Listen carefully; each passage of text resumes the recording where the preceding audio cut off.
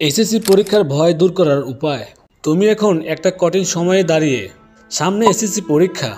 এই একটা পরীক্ষা হয়তো তোমার জীবনের গতিপথ বদলে দিতে পারে। সবার মুখে একটাই কথা, এসএসসি ভালো না করলে ভবিষ্যৎ অন্ধকার।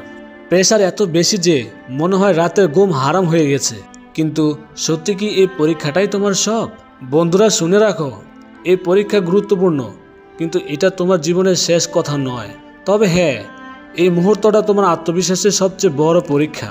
তাই আজ তোমার জন্য 3টি এমন টিপস নিয়ে এসেছি যা তোমার ভেতরের ভয় দূর করার আত্মবিশ্বাস এনে দিবে। শুধু বিশ্বাস রাখো, তুমি পারবে। নিজেকে ছোট ভাবা বন্ধ করো।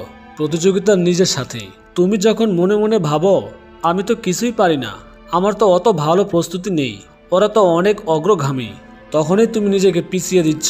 সত্যি বলি, তুমি যতটা ভয় পাচ্ছ, বাস্তবে পরিস্থিতি ততটা খারাপ না। যে ছেলেটা ক্লাসে সবসময় ফার্স্ট হয়, সেও এই মুহূর্তে নার্ভাস।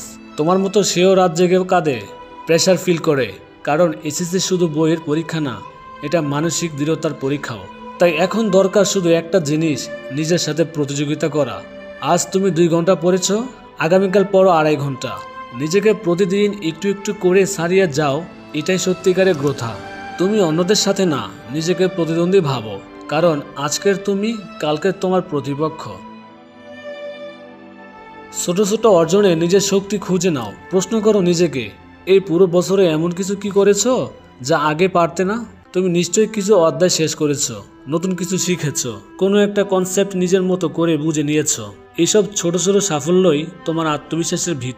তুমি যদি প্রতিদিন সকালে উঠে নিজের অর্জনের কথা মনে করো, তাহলে তুমি আর ভয় পাবে না। ছোট ছোট টার্গেট বানাও।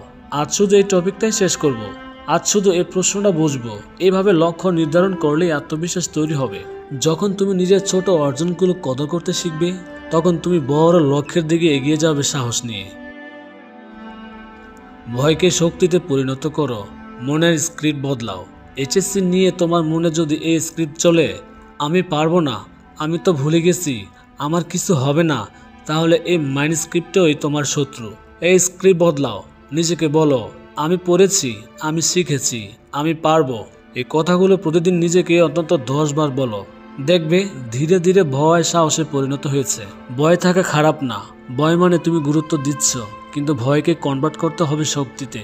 যখনই ভয় পাবে, ভাববে এই ভয়টাই প্রমাণ করে আমি সিরিয়াস। এখন দরকার শুধু ফোকাস। ভয়ের উপস্থিতি তোমার ব্যর্থতা নয়, বরং তোমার প্রস্তুতি চিহ্ন। একে শক্তিতে পরিণত করো। আমি রিসার্চ করে দেখলাম, এই পরীক্ষা জীবনের শেষ নয়, বরং তোমার শুরু। এইচএসসি জীবনের একটি মাইলফলক, কিন্তু এটাই সব না।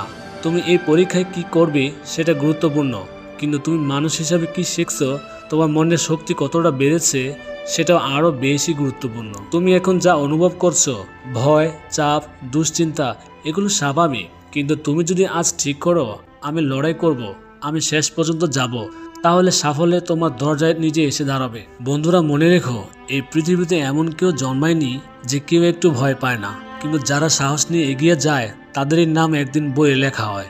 তুমি পারবে, কারণ তোমার মধ্যে সেই আগুনটা আছে। শুধু নিজেকে বিশ্বাস করো। আজ থেকে শুরু করো নিজের নতুন যাত্রা। এই 3টি টিপস যদি তুমি মন থেকে গ্রহণ করো, তাহলে শুধু এইচএসসি না, জীবনের সব পরীক্ষাতেই তুমি জয়ী হবে। তোমার যাত্রা শুরু হোক আজ থেকেই। চোখে রাখো লক্ষ্য, মনে রাখো বিশ্বাস, তুমি পারবে।